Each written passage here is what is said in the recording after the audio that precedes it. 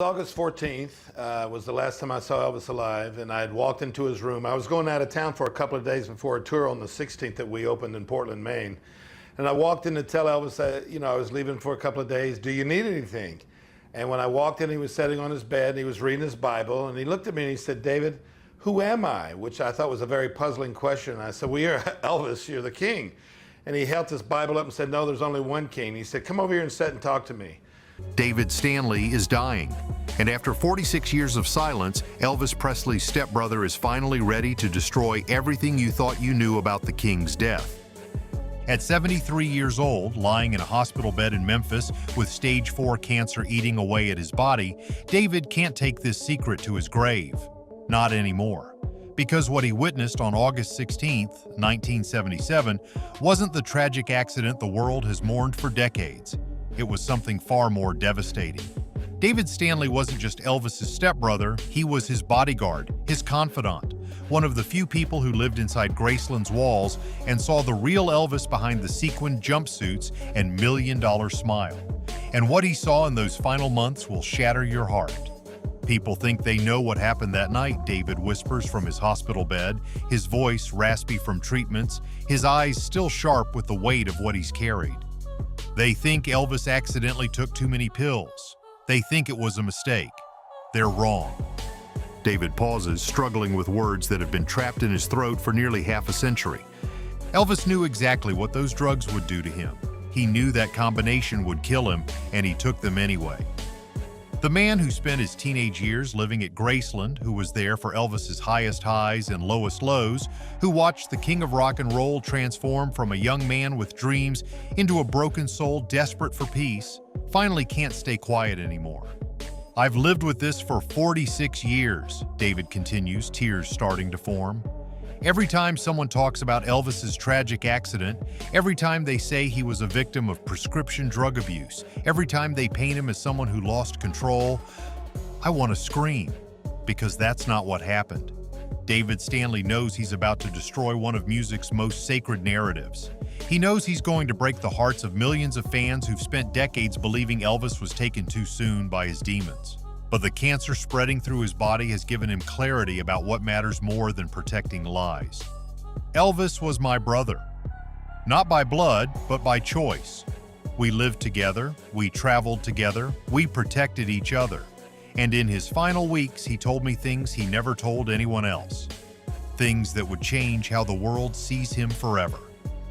The weight of those conversations, those final moments, those last desperate confessions between brothers has been crushing David Stanley for longer than most people have been alive. He wasn't out of control in those last days.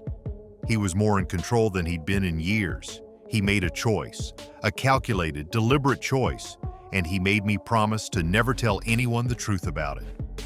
But promises to the dead, David has realized, sometimes need to be broken to honor the living. I kept that promise for 46 years. I watched the world create this mythology around his death. I watched his family build an empire on the story of Elvis the victim.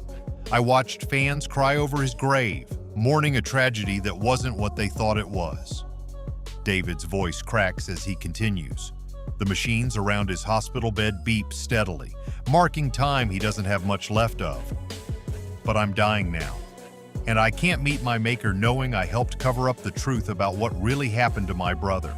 I can't die knowing that Elvis's real story, his real pain, his real decision has been buried under lies for half a century. The revelation David Stanley is about to share will rewrite Elvis Presley's legacy. It will force fans to confront an uncomfortable truth about their idol.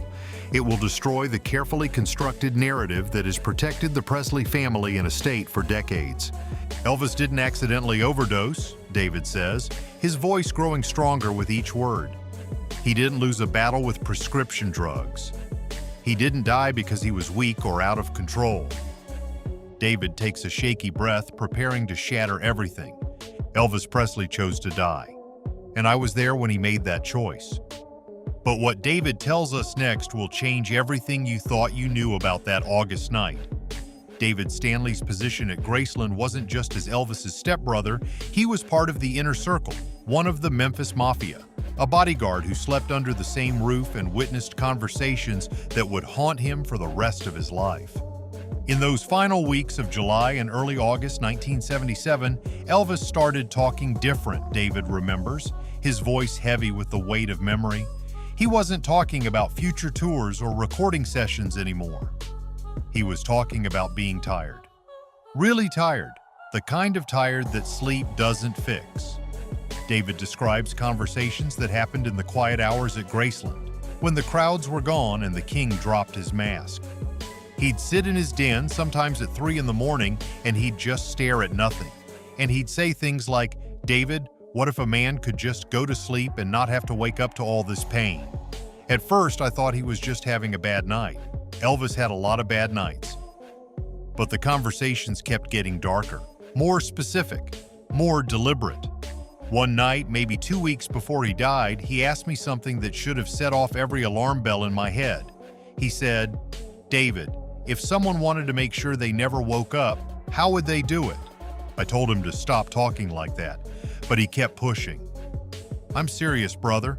How much of what I'm taking would it take?" David's voice breaks as he remembers his response. "I should have called Dr. Nick. I should have called Vernon. I should have done something." But Elvis made it sound like a hypothetical question, like he was just curious. I was 19 years old, and I believed him. The next revelation cuts even deeper. 3 days later, I walked into his bathroom and found him with all his pill bottles spread out on the counter. Not just taking them, studying them, reading the labels, writing down dosages. When I asked what he was doing, he said he was making sure he understood what each one did to his body. Elvis wasn't spiraling out of control in those final weeks. According to David, he was methodically researching his own death. He started asking me weird questions about my schedule, when I'd be in the house, when I'd be checking on him.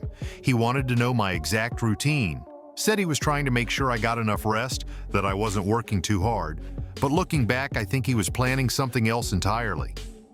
The most chilling conversation happened just 5 days before Elvis died. He called me into his bedroom late at night. He was sitting on his bed and he looked more peaceful than I'd seen him in months. He said, "David, I want you to know that you've been a good brother to me, better than I deserved, and no matter what happens, I need you to remember that I love you." David thought it was just another emotional moment from a man who'd been having a lot of them lately. But then he said something that didn't make sense at the time.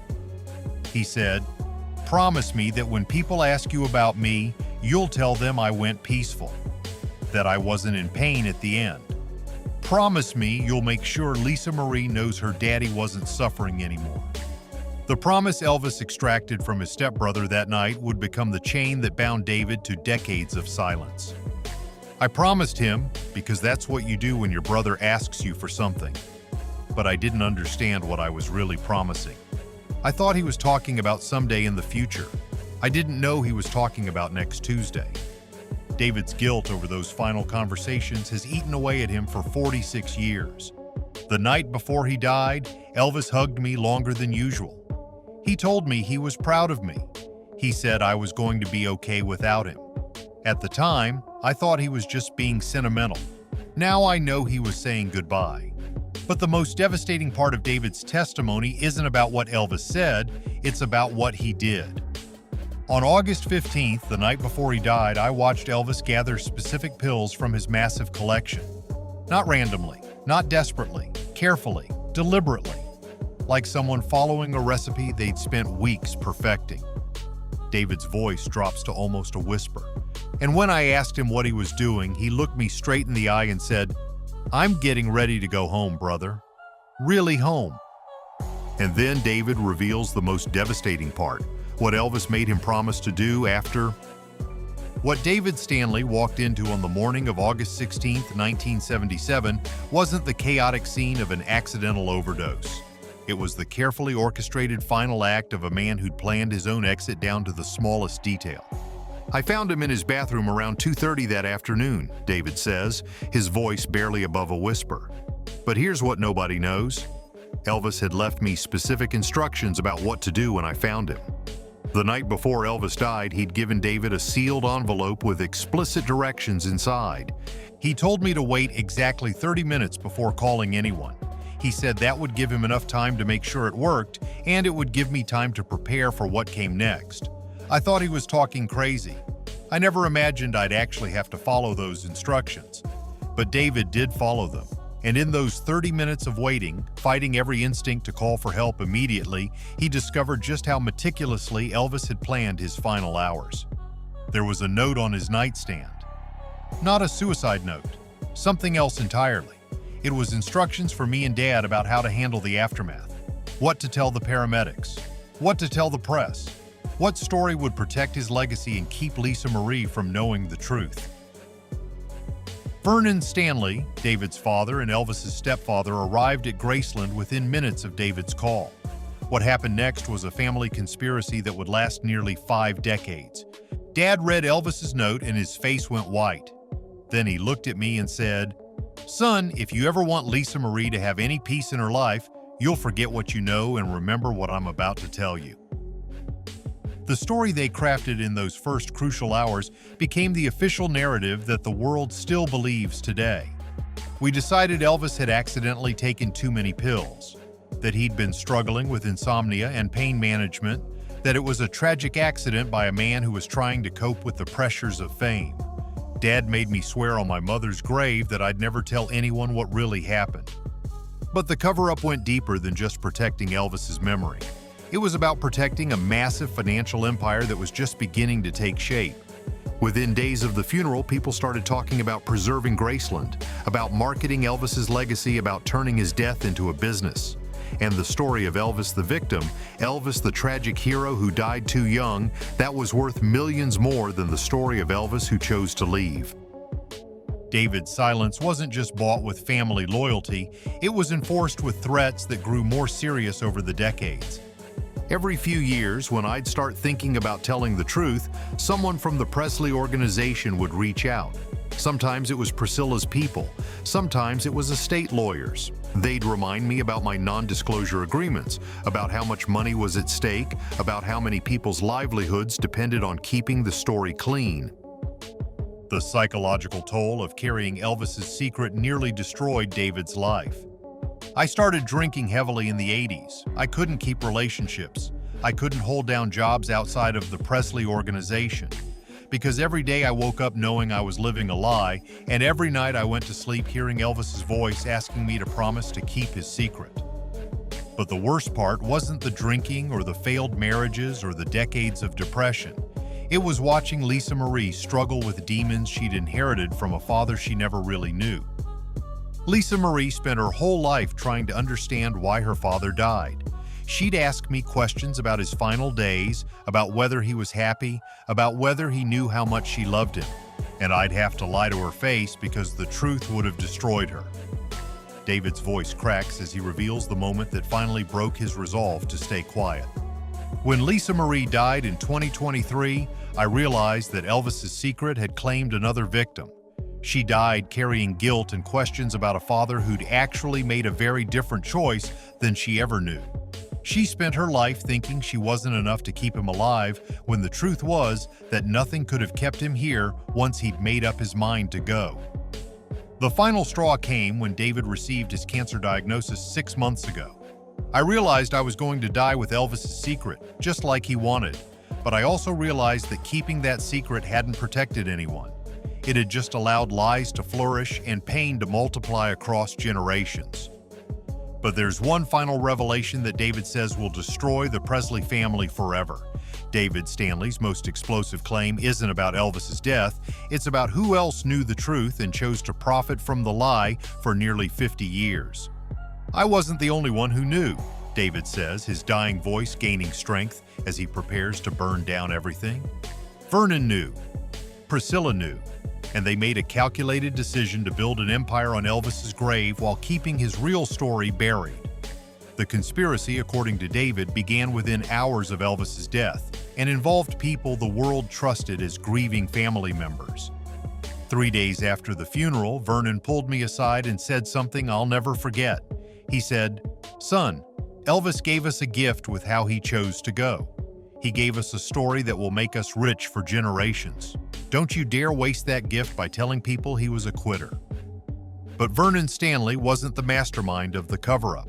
That honor, David claims, belongs to someone else entirely. Priscilla knew from day one. She was getting daily updates from Vernon about what story we were telling. And when she realized how much money could be made from the tragic Elvis narrative, she became its biggest protector. David's accusations against Priscilla Presley are devastating. She didn't just go along with the lie. She perfected it. Every interview where she talked about Elvis's struggle with prescription drugs, every book where she portrayed him as a victim of his own success, every documentary where she played the grieving ex-wife who tried to save him, all of it was calculated to protect the money machine his death had created. The financial stakes of David's revelation are staggering. The Presley estate has generated over $1 billion since 1977. Graceland, the merchandising, the licensing deals, the movies about his life, all of it was built on the story that Elvis died tragically and accidentally. If people knew he chose to die, if they knew he planned it out and executed it deliberately, that empire crumbles overnight. David claims that other family members have been silenced with money and legal threats over the decades. Anyone who got too close to the truth got bought off or threatened into silence. Cousins who asked too many questions suddenly got jobs with the estate. Friends who started talking got hit with lawsuits. The Presley organization has been systematically eliminating anyone who could expose what really happened. But David's most damning allegation involves recent events. When Lisa Marie started asking hard questions in her final years, when she started researching her father's death and getting too close to the truth, certain people in the family got very nervous. They couldn't risk her finding out and going public. David stopped short of making direct accusations about Lisa Marie's death, but his implications are clear. All I'm saying is that Lisa Marie died right when she was starting to piece together the real story about her father, right when she was asking the right questions to the right people. The timing was very convenient for certain members of the Presley organization. Now facing his own death, David Stanley is ready to destroy the lies that have protected the Presley empire. I've contacted journalists. I've provided documents. I've given sworn testimony about what I witnessed and what I know. The truth is coming out whether the family likes it or not. David's decision to break his silence hasn't come without consequences. 2 weeks after I started talking to reporters, I got a call from Priscilla's lawyers. They offered me $2 million to sign a new non-disclosure agreement and recant everything I'd said. When I refused, they threatened to destroy what's left of my reputation and leave my family with nothing. But threats don't work on a man who has nothing left to lose. I'm dying anyway. They can't hurt me any more than the cancer already has. And I'd rather die telling the truth than live one more day protecting their lies. David's final message to the world is both an apology and a warning. I'm sorry it took me 46 years to find the courage to speak. I'm sorry that Elvis's real story, his real pain, his real decision has been buried under decades of profitable fiction. But I'm not sorry for telling the truth now. His voice grows quiet as he delivers his last words. Elvis Presley wasn't a victim. He was a man who made an impossible choice for reasons the world may never fully understand. And he deserves to have his real story told, even if it destroys everything built on top of his grave. The war between truth and profit is just beginning, and David Stanley has fired the first shot. David Stanley's deathbed confession changes everything we thought we knew about the king. Was Elvis's death really a deliberate choice? Is the Presley family hiding the truth to protect their empire? What do you think about David's explosive claims? Drop your thoughts below and hit subscribe because this story is far from over.